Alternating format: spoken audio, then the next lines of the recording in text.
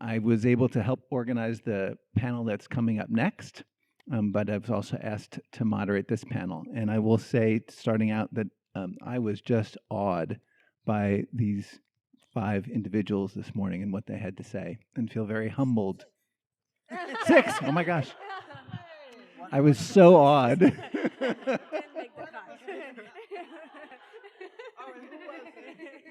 And believe it or not, math was my strong point in school. So anyway, and I'm very humbled to be up here, but I get to ask a few questions, ask your questions.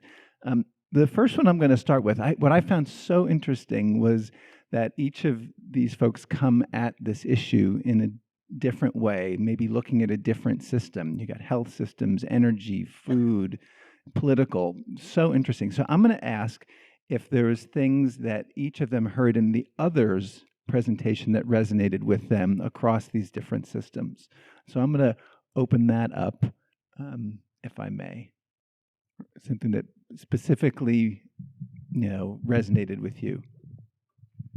Yeah, I can start, and I guess my short answer is yes, and I don't think I can just pick one. I mean, from the remarks about North Minneapolis having, a food desert, being a food desert, and the access pieces there, which I think, resonate across different sectors, but that being a fundamental way in which we look at how our communities are geographically located and, are resourced and are able to access fundamental essentials in everyday life.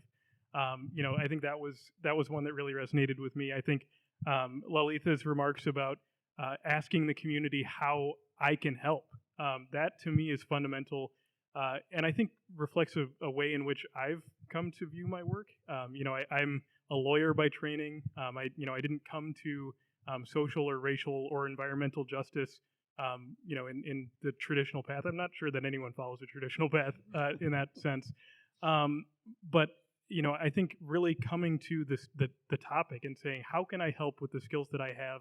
But the important answer at the end of the day is how I can help you, not what I'm doing, where I'm coming from, but what the community needs, what the people need. And I think just all of Misty's remarks were just incredible. I think that was so heartfelt and so true, speaking, from personal lived experience.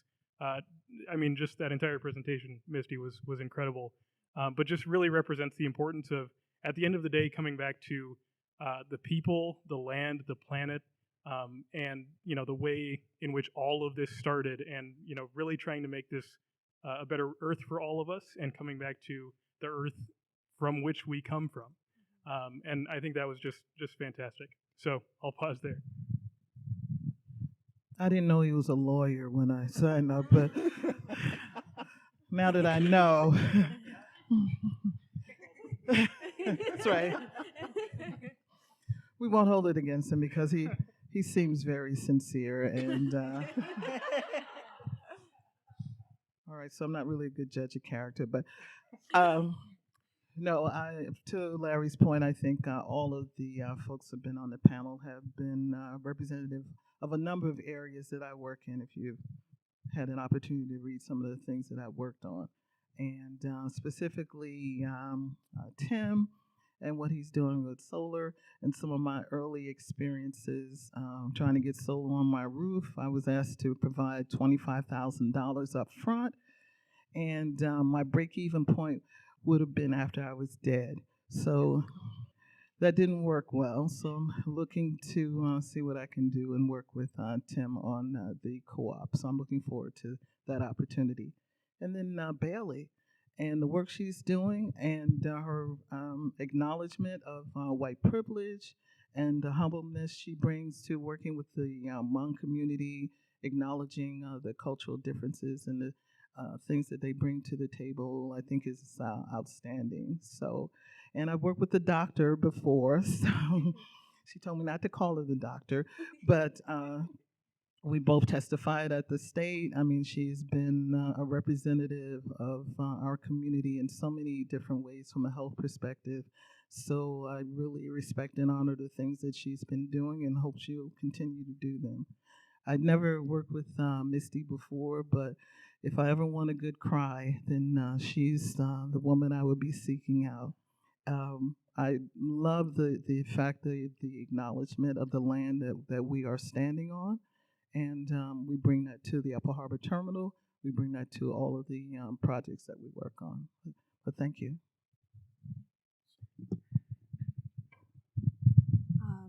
I feel like I could pick one from what everyone said as well, and I really resonated, with what Misty said. I think a lot of us feel that grief, hear about, not just locally, but also we hear about the recent report that came out about the extinction of species, and that's a reflection, I think, because we see ourselves as part of nature, and we're responsible for so much of the destruction that we're in. So that really resonated with me. Yeah, and I think also what Tim was saying about figuring out our goals to the 100% clean energy. I think, Ben, you mentioned when you have that like deadline and then you want to get there in whatever way possible. Sometimes you don't work out the full it looks like. So thinking about that, and this panel is just another reflection of how we, even though we do this work like 24/7, we don't know all of the aspects of the work that's happening, because I didn't know about the veggie RX. So I'm really excited to find out more after this panel and continue that work. I could also say so many things. I think the overall tone of this for me was just so much of a focus on community and so much of a focus on the intersections. And that, I mean, I think, as I really think is true, you can't address climate without addressing so many of these other things. And I particularly just wanted to appreciate something that you shared, Lalitha, just about the global aspect of this. And that's something that has really been a really powerful origin of my work in this, is just the kind of global justice piece of it.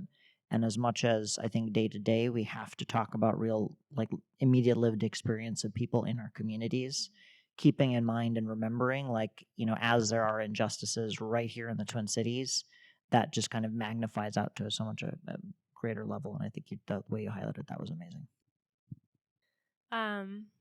So I went first today, which is ironic because my last name is W, and so I'm almost always last. But I was happy to go first because after hearing all of you speak, I think I would have been shaking in my boots to get up on stage. I was pretty nervous today. But I think what has struck me today after listening to all of you is how much of a sense of community I feel here. Like, I resonate with your messages, even though we work in very different areas, so much more strongly than I do when I go to an organic farming conference where I'm like, no, really, social justice is important. We should talk about this. And it's like banging my head against the wall to have that be validated. So I just want to uplift all of you for just the sense of connection that I feel, and all of the messages that you had. I felt like we were all just really in sync on social justice and environmental justice just really not being separate things. They're really one and the same. I just wanted to say that I feel so blessed to share this space with my fellow panelists. I think you all have such a wealth of knowledge and good energy that I'm just thankful to be able to be here. To echo some of the things that Timothy had said, there was a strong sense of community, that desire to uplift everybody and bring everybody into the future was something that I noticed was commonality. And I know I acknowledged some of the things that Bailey had said while I was speaking. We exist and we operate within a broken system. Now, that's not your fault, and that's not my fault. But to make the choice to not act, that is our choice. And the systems that we have currently have gotten us to where we are now. So I think it's time for a change. And that starts within each of us every morning when we wake up. I don't think it would be too controversial to say that we're all comprised of energy, and we need to use that energy. It works. I sat in a committee hearing where I watched one of my sisters sing and pray very quietly. And it was in reference to a bill that we were for sure that committee was going to pass. The author happened to be the chair of the committee. And I watched my sister as she sang this song. and she held her tobacco and she was praying, and she was staring at this one senator, and he voted no. We have power, medicine within us, so use it. Your neighbors are depending on you. Such wisdom. All right, so I'm going to start asking some of the questions that came from the audience here.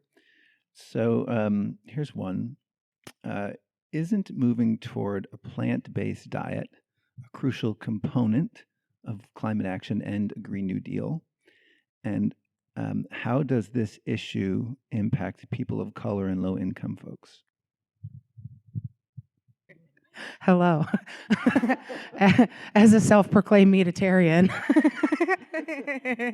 I just, so when we talk about food industry, particularly the meat sector, I think people think about the gas emissions, the greenhouse gas emissions that come from transporting these animals, the carbon that is emitted through their flatulence. And that's all bad, right? But like traditionally speaking, we knew how to live in balance with the land. We took what we needed, and that included meat. And personally, it's very frustrating for me when I have my coworkers and my volunteers constantly telling me you need to go to a plant-based diet, and then I see them eating guacamole. Guacamole, I mean, that food has to be transported too. That's still emitting emissions. So when we talk about a plant-based diet, I think there needs to be more inclusion of local, indigenous food that has been sustained cultures for thousands of years. Because otherwise, I think we're just shooting ourselves in the foot with something that sounds like a good idea, but we're sort of being disingenuous in it. I just wanted to quickly add to what Misty said. I think I think plant-based diets are maybe a separate piece of the discussion, but I think the emphasis on eating local and eating in season it should be as much of the conversation as anything else. And I think, to Misty's point, really reflects the ways in which folks actually ate for generations and generations. And so I think that's a huge piece of it. One of the things that I wanted to touch on in relation to the question of how a dietary shift would maybe disproportionately affect under-resourced communities and communities of color. This isn't my wheelhouse, so I'm getting out over my skis a little bit. But I do think that we do need to have a very real conversation about things like the fast food industry, about just in grocery retail, for example, what foods are affordable, and then I think we also have a conversation around food deserts as well. But I think there's a certain aspect of this where food choices aren't truly choices. And so I think we really need to have a real conversation more broadly about what is folks' ability to actually make those decisions in their day-to-day. And so there's a bigger conversation that needs to be had. And I think, whether or not that's where the question was coming from, I just think that that's something that we need to be thinking about, where if we're advocating for dietary changes, if we're advocating for, such lifestyle changes, who actually has the ability to make those changes? Who has the access to do such things?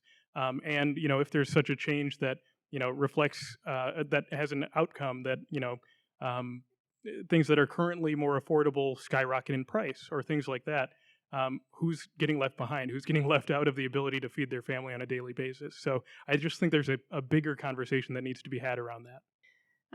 So when I was in college studying organic agriculture, there was a little while there where I took a deep dive into pasture management, and I thought that I wanted to be a beef cattle farmer in addition to my vegetables. So I've done a lot of thinking about animal agriculture. I have chickens at my farm. I've got 23 chickens, and I eat their eggs every day, and they are the best eggs ever. And I could say a lot about this, but I think what I really want to say is the discussion around should we go to a plant-based diet loses sight of the fact that pasturing animals is really redemptive in a lot of ways. It's redemptive for the soil. Putting animals on grass actually increases the biodiversity. It brings in more other animal life. It increases the microbial diversity in the soil. It sequesters carbon. It's good for the people who are pasturing the animals, who are out in the sunshine, who are connected with nature.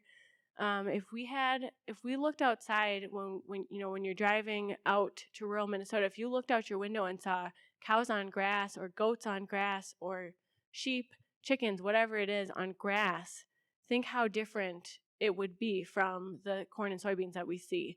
So I think the answer is really both and. Yes, we do need to eat less meat.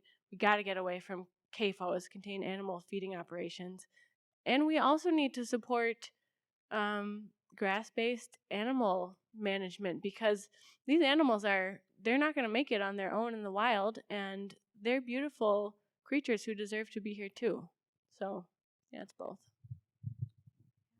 I'm gonna do the doctor take on it, and I feel very inadequate giving this answer because there are so many, systemic issues that I'm not even aware of. But as it stands, today Americans eat about 223 pounds of meat a year. I'm 120-ish pounds, so it's like two of. And there are studies that show that if we keep our agricultural system the way it is and move to a vegan or a vegetarian diet, then you cut your greenhouse gases down by like 70 to something of that magnitude when you go. So from a health perspective, though, on an individual level, moving to a plant-based diet has a lot of benefits, including, cardiovascular disease and, obesity, also prevention of cancer. But I think at the same time, like you said, so many of these choices are not true choices.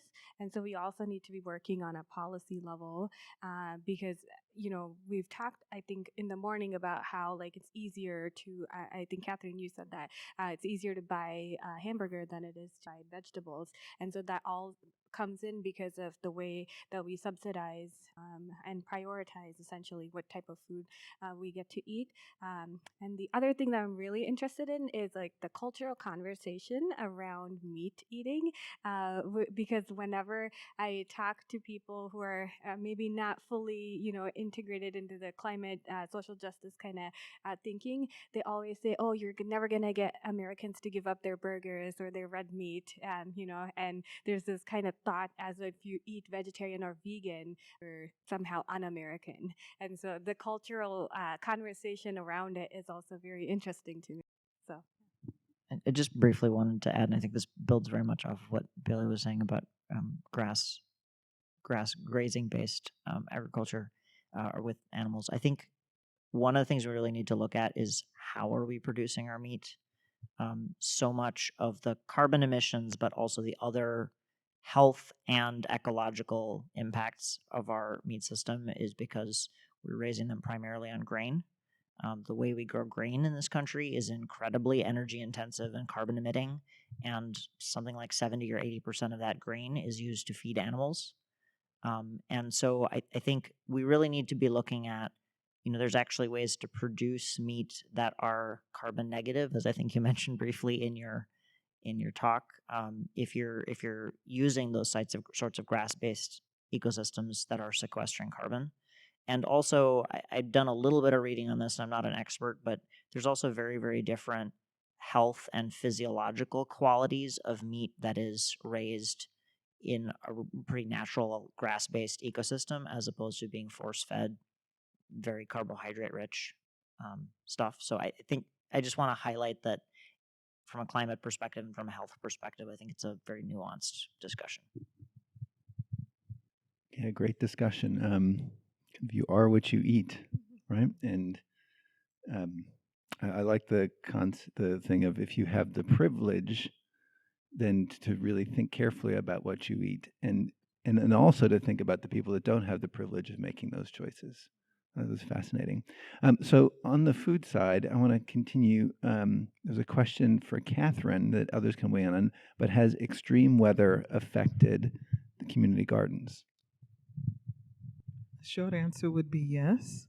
I just wanted to throw in one thing in about food and some of the challenges we've had with African Americans, and similar to what the doctor was talking about, and that is cultural. My community was slaves, and they were only allowed to eat the guts and discard of animals. And that created a culture of folks who were disenfranchised and separated from the actual vegetables that they were growing. So they could grow the vegetables, but they wouldn't have the opportunity to eat them other than castaways of that food system. So we fast forward to today, and we at Project Sweetie Pie are challenged with changing behavior. Where, well, my family's already always used to eat pig guts, or we always used to have ham hocks or things like that, and that's what we've culturally embedded into our food system.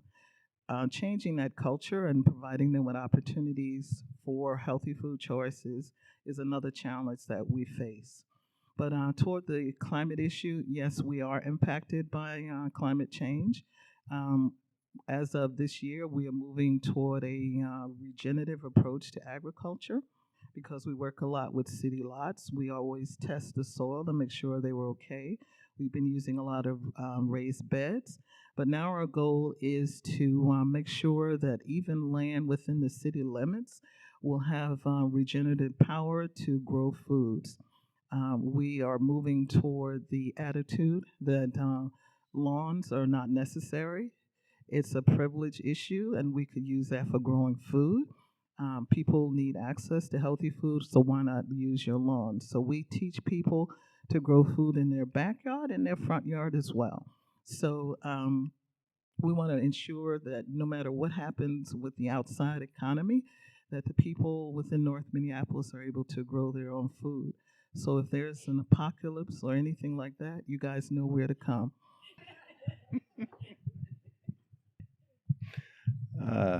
I'll book a ticket. Thank you. So to Misty and all speakers. So Misty, the mix of heartbreak, gravity, and hope in your remarks was truly inspirational. How can we best convey that combination to three groups? Our kids, two, those who are tied to and benefit from the fossil fuel industry, and three, marginalized communities. Cool. I mean, with your children, what I tell my children is that there is nothing that they can't do. That they see this world through different eyes, and they see things that mama misses. And you got to empower them and encourage them to use their voice. I think with all the horrible news and different laws, it's really easy to get depressed. But when I see a young person stand up, that is so much hope to me. And that's faith for humanity to me. So please encourage your children. To those that benefit from the fossil fuel industry, I've been trying to master this, and I don't know if this is the right way.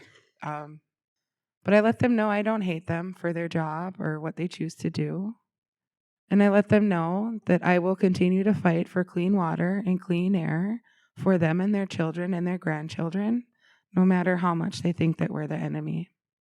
And I also let them know that I will be fighting for job placement and transition once this industry is dead, so that they can still provide for their families.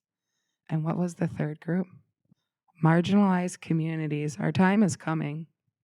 I think as we as a society are dismantling and dissecting what the world looks like around us and why it is, I think that we are coming to realize that every culture has wisdom. So I'm former military. I don't care. I had to get out of Isani. So when I look at the environmental justice movement, environment, whatever you want to call it, I think of us as an army. And we can't all be 11 Bravos. That's the military term for infantry, right? That infantry needs people to help them when they're wounded. They need people to feed them. They need people to do their laundry. Now, none of those jobs are any higher than the other because they're all working together. And that's what we need to start doing. And we need to start realizing that what I bring to the table is not what Timothy brings or any of these other people, But that's what makes us so powerful, right? I have my whatever talents, or I don't even know what to call it, expertise, I don't know, education, life experience. We all have that. And we got to pull that out of each other because the answers are inside of us. We just got to dig. I just wanted to add one thing. I feel like our culture, and when I say our culture, I'm particularly talking about dominant culture in the United States and maybe the global north or west more broadly, has not cultivated a very good relationship to dark emotion. I think in various types of what I've usually called indigenous communities, and I totally hear that may not fit, but communities that are living with land and living with various change and transition, and in places where privilege is not so entrenched, loss and grief and chaos and fear are normal. And they're emotions and psychological experiences that's a part of being alive, and that's a part of being human. And yeah, they still hurt and are still scary and are still sad, but that's not the end of the world. That's part of how we are, and that's part of how we support each other. And I think part of this work is helping rebuild the cultural context for us stepping into that part of our human experience to become normal, accepted, and something we can talk about with each other again. And as much as that's like also kind of scary and hard, it's also, I think, it's healing. It's getting us back as a community to being able to embrace part of what it means to be alive, that honestly, privilege and the fossil fuel industry and all of the elite access that we have had for so long has allowed us to pretend doesn't exist. And I think growing towards that and growing towards a place where we can uphold and celebrate and support each other in that full experience of a world that is hard a lot of the time is really important. I think what I want to say is, being a white person working with a marginalized group or an immigrant group. Sorry, I couldn't think of the word. I have, like I said in my talk, done a lot of work around whiteness and what this means to inhabit a white body and to want to help out. And the most powerful teachers that I have had are the ones that are saying, turn that finger around and point it back here, and do your work, do your internal work to figure out where your biases are, where you're causing harm.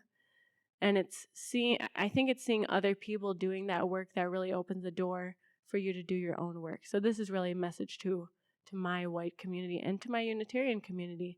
That's what I see as a way to communicate, is to just do the work myself. All right. I got some other questions here, but if any of you have any other things that have come up, please just raise your hand when I look out, and we can get those. Can call on you as well. So I'm going to shift to the question here about agriculture. The trend in American agriculture over the last several decades has been for farmers to get big or get out. The number of farms is decreasing. The size of each farm is increasing. Couple this with advances in automation and availability of cheap fossil fuels to harvest mass-produced crops. How can small urban farms or co-ops stay competitive?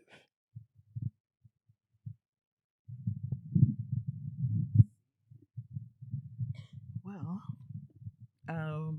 that's a challenge, of course, because there are many intersections and issues that you have to deal with. I think the biggest thing they can offer is to stay local and sell local. I think there's a big push for people who want to know where their food is coming from, where it's sourced from, and small farmers, co-ops can answer that question. And then we look at the environmental benefits of sourcing local. I mean, it saves from an energy perspective because we don't have trucks or other modes of transportation going back and forth. As I mentioned earlier, people know where the source of their food is coming from. You can trace it back to the source. There are health benefits, of course, to eating locally as well. So I think a big focus would be on making sure you sell locally. The other would be to partner with other small farms, other small co-ops. They've defined small farms as being having revenue of less than $100,000 a year. I would even shrink that even lower because of the way things are going, and we include ourselves in the small farm category, even though we're technically urban agriculture. So we're growing foods within city limits, within urban areas, but we are considered a small farm. We have crop insurance. We have all of those vernaculars that people talk about. There's been a move away from farms, and that's partially our fault. I mean, we've lowered the value of being a farmer. If you're considered a farmer, that's kind of less, that you're uneducated, you have no other choices. So we've taken that away. And a lot of parents were saying to their kids, hey, don't farm, go to school, get away from all of this stuff. And they did. So now we're left with the lack of farmers, the lack of the small farm, which is something that we desperately need. Small farmers are entrenched in their community. They're concerned about their community. They're concerned about their neighbors and what happens in their neighborhood. And we're losing that distance where these big farms and these big agricultural conglomerates are disassociated not only from the land, but also from the people within the community and what their needs are. So I see small farms as our savior. I see it as a savior from the standpoint of our community, of our neighborhood, of our nation. We need to get back to our farms. I think back in the 30s, there were 62 million farms. Now there's 2.2 million, and even less when we're talking about black farmers and other farmers of color. So that's a couple of ways that they can move forward and be competitive. It's the advantages that they offer for being locally grown, and their commitment to the community. My kids will be eating those same foods that your kids are eating. So, of course, I have a vested interest in making sure that they're grown properly.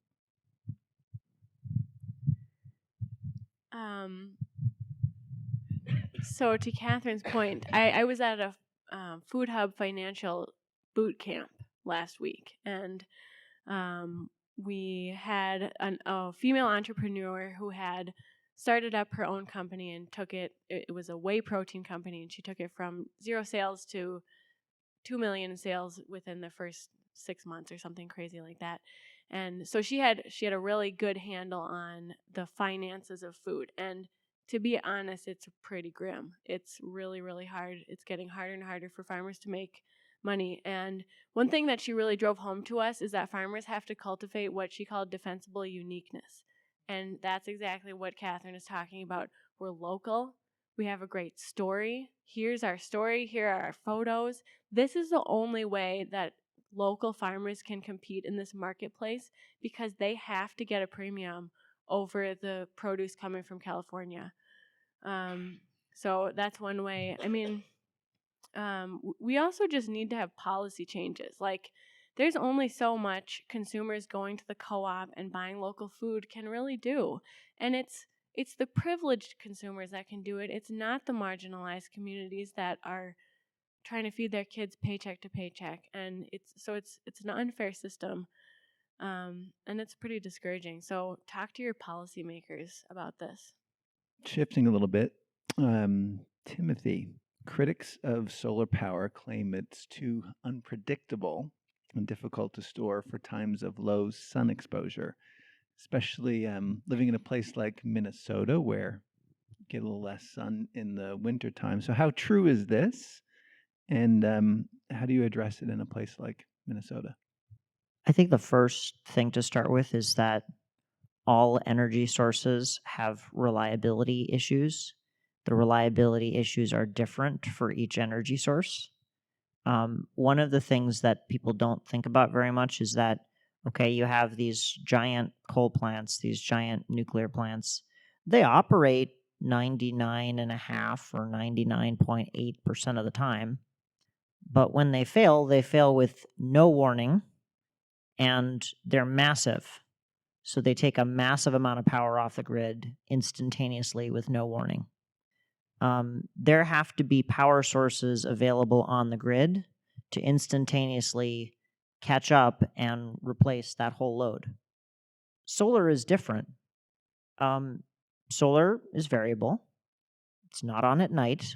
It's not on at as much when it's cloudy, although it still produces. The interesting thing is, if you look at it as a regional average, you can actually predict when solar is going to be on with a very high degree of accuracy. Single panel, single rooftop, no, because one little cloud drifts across and it's out.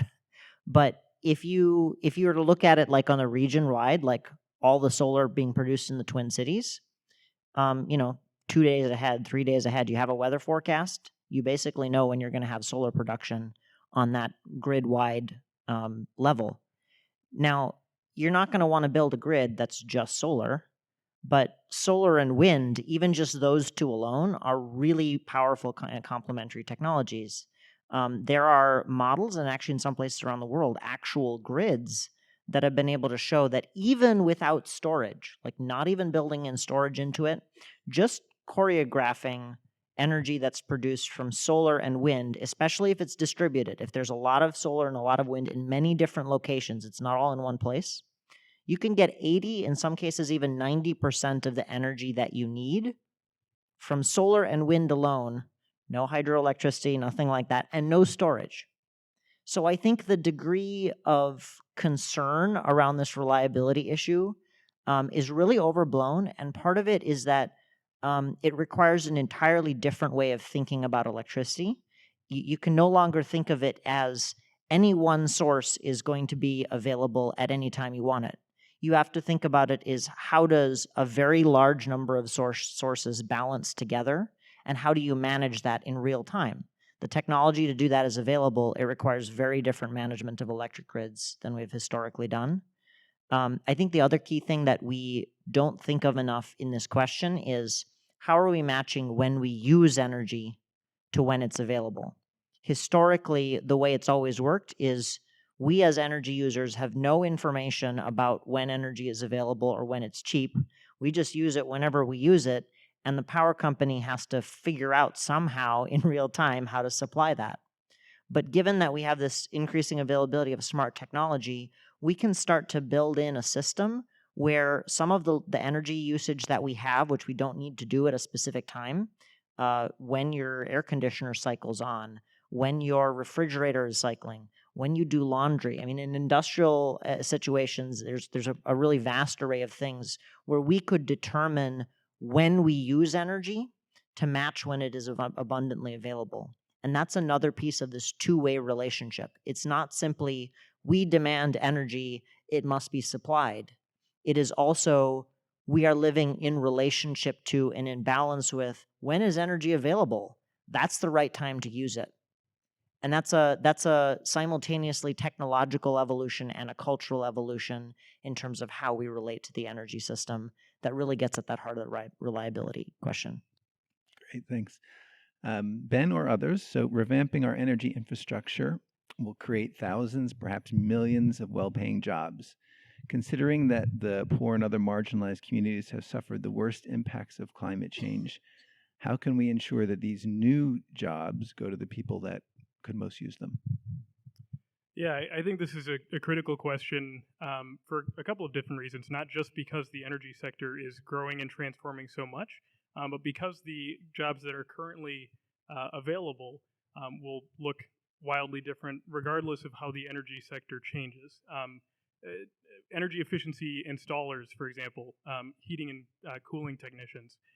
We know that in Minnesota and around the country, those technicians are going to be retiring at an alarming rate over the next few years.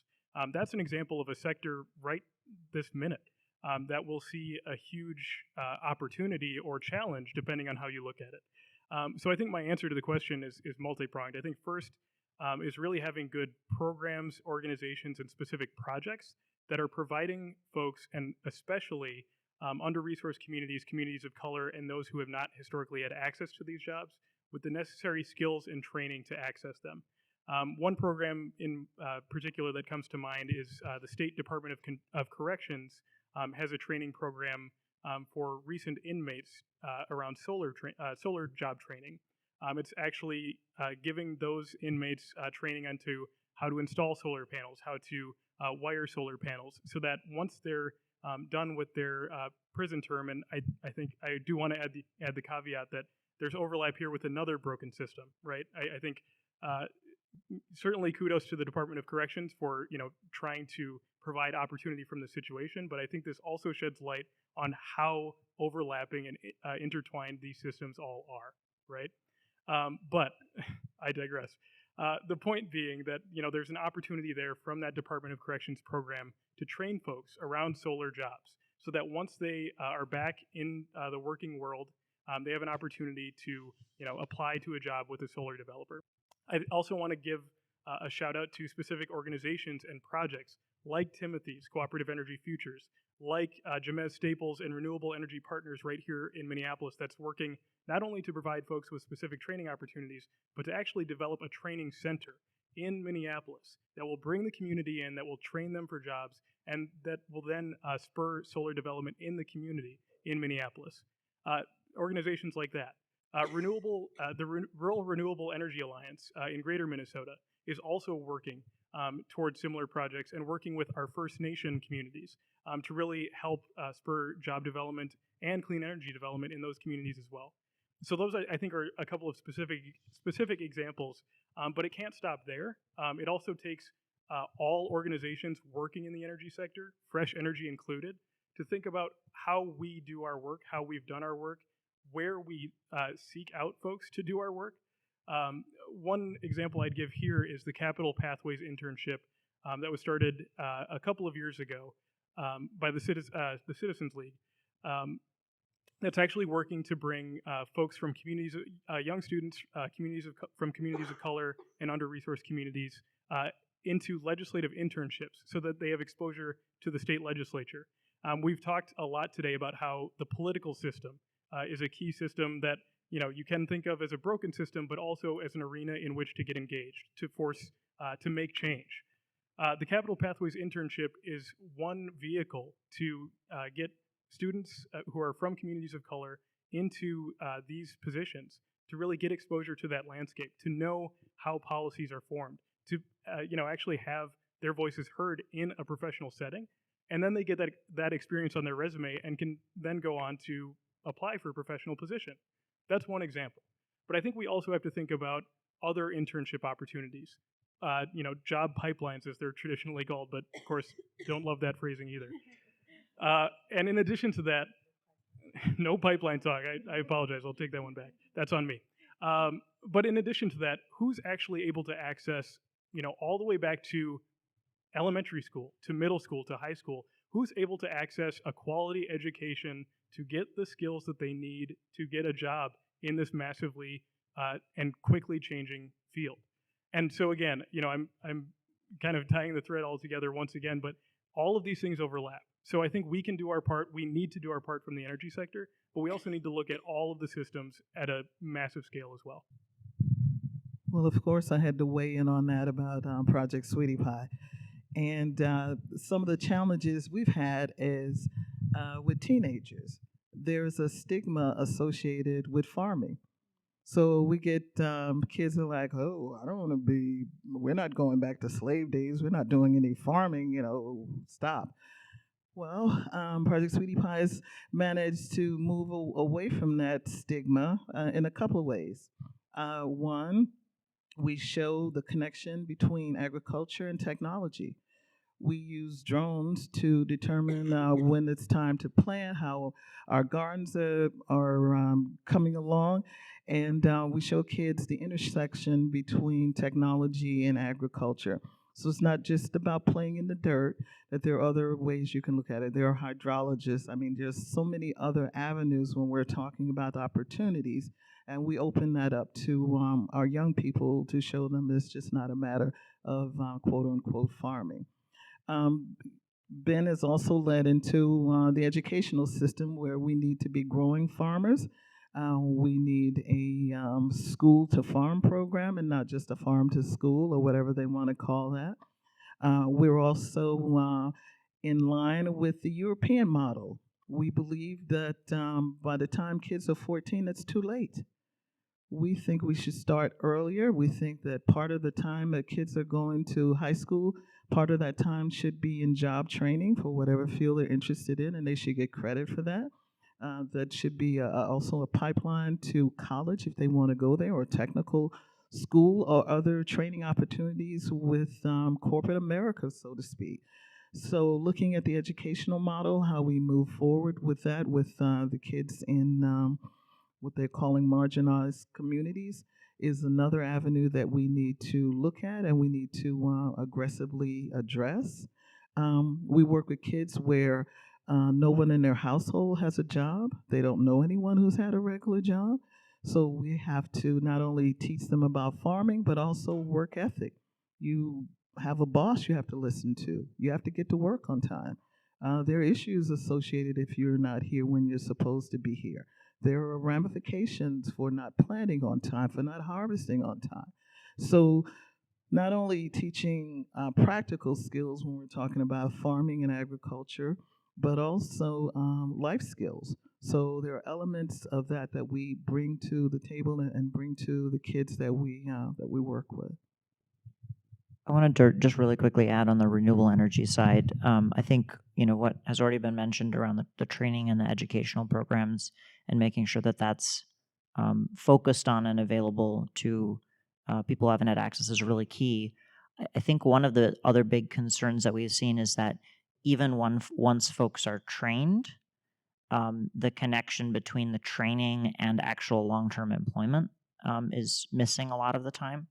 And part of that is creating the demand. So, one of the things that we do and that we think other companies, public entities should be doing is really having very aggressive requirements. You need to be hiring people of color, women, into these jobs, formerly incarcerated individuals, because otherwise, I think a lot of times, especially in renewable energy, they're white, male-dominated contracting organizations, and they are most familiar with and tend to hire from people in communities that they know, and those are the channels by which they find people.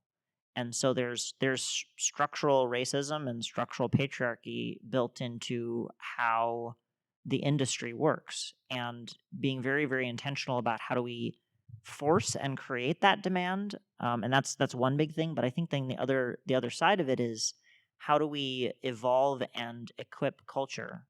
Because one of the things that you can also have is, okay, you get a bunch of new people, people of color, for example, into a white-led and white-dominated organization, and they're always at the bottom of the totem pole, and they're not really listened to or respected. I mean, and you have in some cases really overt racism or really overt sexism going on inside these organizations, and that sends a signal, well, this is really not a place for you. And so how do we simultaneously create the demand to get people in those roles, but also create power and autonomy and cultural transition so that it really is an inclusive space for everyone? Yes. That one, okay, well, a controversial statement, and that is Mother Nature or whoever is in charge has put some elements in place to thin the herd. There are climate challenges, there are disease challenges, there are food challenges. Unfortunately, the population will be thin. The doctor talked about the deaths that we're having based on climate issues. There are going to be others. I'm not an advocate for that, of course, but we all have to die. But feeding the current population and the growing population, of course, is a challenge that we have to face. But there are some natural elements. Okay, no, not natural, but there are some elements in place that are coming at the population from the other side, unfortunately. I know that doesn't answer the question that you have, but I'm totally concerned about some of the diseases, some of the need for people to migrate from their land based on climate change, and all of those factors that will impact the lives, the very lives of the people on this planet. And some of us will not make it. Sorry for the negativity. I'm gonna try. So I think there's a lot of studies that are being done to look at the question that you asked, like what does the population factor into? And whenever we talk about or we try to talk about sustainability, and you get into this kind of population and the demands on the planet, we get into this: who's gonna reproduce, and where, and who are we gonna ask to, how do we control the population? And especially being from the field of medicine, we have a dark history. So, the way some of the studies show is that, remember the graph that I showed you with how much greenhouse gases the 10% of the rich countries are producing? And so consumption is also a factor. It's not just the number of people. And so that's a huge way, if we're trying to live sustainably, that is a factor that we need to look into. And as a physician, I look at it from a reproductive health angle. There are, out of the 175 million pregnancies each year, 75 million are unplanned or unwanted pregnancies, and about 200,000 women die each year because of lack of contraceptive. And today, when we see what's going on in our country with loss of reproduction, as a physician, I advocate for women and men to have access to, contraception.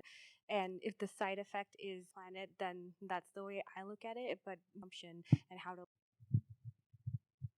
Okay.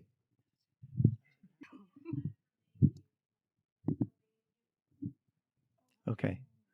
All right. So I'm going to shift. So for Misty and then for others to comment on, but I'm going to modify this question a little bit. But there's been a dramatic increase lately in political engagement and activism. Many people are expressing themselves in different ways. I mean, what are you seeing that's exciting you about activism over the past, few years? That it works. As I mentioned in my speech earlier, we shifted the governor considerably in the last year or since his election. You look at, one of the benefits of being a staff member for a volunteer-led organization is I crowdsourced some of these questions to my volunteers. And one of them pointed out that one case that could be used to highlight how civil disobedience has worked is the case of what happened with Extinction Rebellion in London. They took to the streets, they had mass protests, and they have affected actual sustaining change in their country.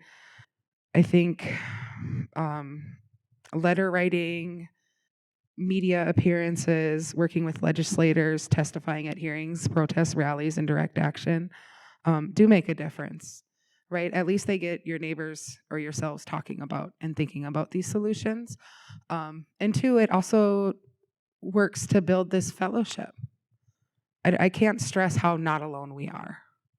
And then I think the other part of this is meeting new people, new organizations, groups, community individuals who care, and seeing their wisdom and hearing their experiences and how that enriches how I go about my work and how I talk to people.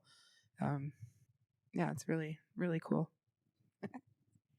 So remember, I put 3.5% earlier in my slides. So there was a study that came out recently that talked about the 3.5% rule. So they analyzed all of the nonviolent protests that have happened over the course of history. And what they found was you only need 3.5% of the population out on the streets doing nonviolent direct action to gather that attention and to make change happen.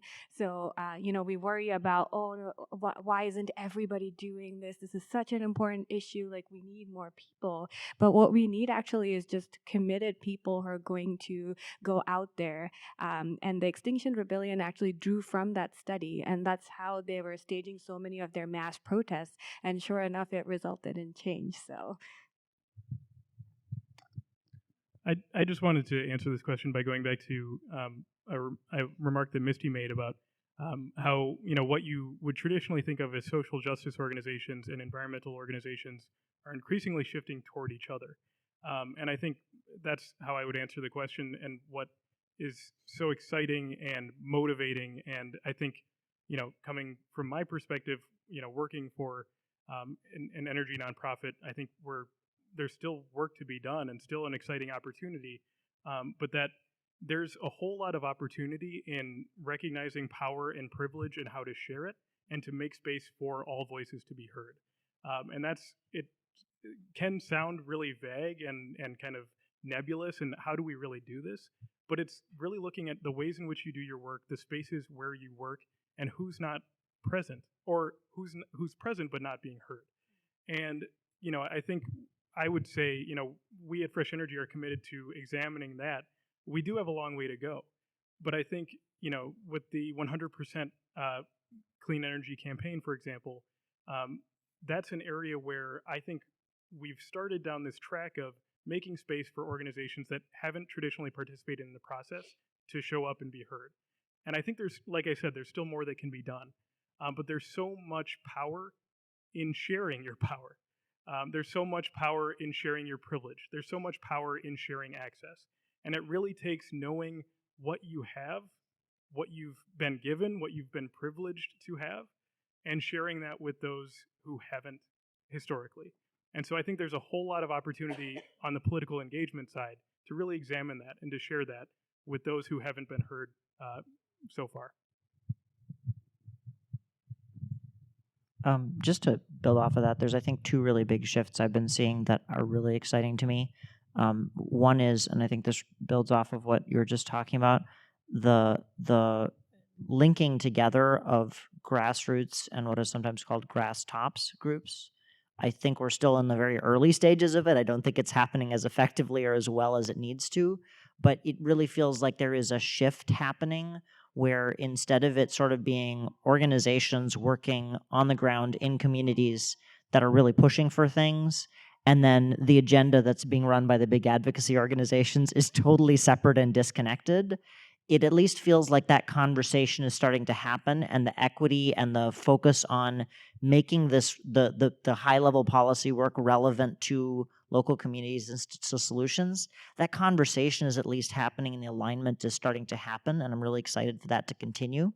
And the other thing that I'm really seeing that I'm really excited about is more of a willingness to dig down into the grassroots and dig down into kind of foundations. Let's work at the state before federal. Let's work at the city before the state. Let's work in our neighborhood before the city even. And really the desire to build a strong foundation in a base of people that are moving power together at a scale where they can really build clear accountability from decision makers, and scaling up from there. And I think the willingness to do that base building work so that we can have a different political reality, as opposed to just trying to make some big kind of change when the political reality just isn't there. That's really exciting to me. And I guess on a final note, Project Sweetie Pie really does get to be grassroots. And what we're excited about is some of the discussions that we've been having with the white community and white privilege. And we've had comments from folks in the white community who say, well, yes, I have white privilege, but I didn't do anything. I didn't enslave you. I had nothing to do with that. I was my Uncle Bob, back in the day. So, um, our response to that is, no, you may not have directly been involved in that, but you enjoy the benefits of that. And by enjoying those benefits without addressing the racial disparity is a rubber stamp on what your ancestors did. So, no, you did not do that, but you are the recipient of white privilege. So, we talk about things like tone policing, where there's certain white people, you can only talk to them as a minority with a particular tone. So, being able to address that, we don't want to make you but so uncomfortable because we need to have the appropriate tone. Uh, uh, Clearly, I'm not influenced by the tone policing, but there are many who have been. So, getting down to the quote nitty gritty of what's really going on, being able to have honest and direct and authentic conversations about that, we're able to work through those issues. And a lot of this country was built on white privilege. So a lot of folks deny that they have it when we can point out just in your day to day lives how you have white privilege. So I think having those authentic conversations and bringing those people to the table, we need their help. The civil rights movement would not have moved forward. Women's voting rights would not have moved forward without our white companions. So we need your assistance as we move forward. But as I said, we're having those conversations, and I think that's very exciting, and we're moving forward.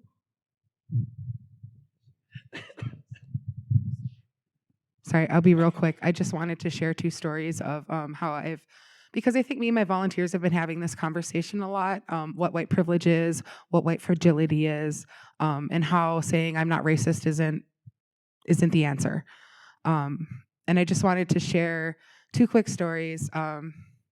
About a month and a half ago, there were some Native students at a high school about 3 hours north of where we sit today. They had some No Line 3 signs, love water, not oil. They were targeted by some European American classmates.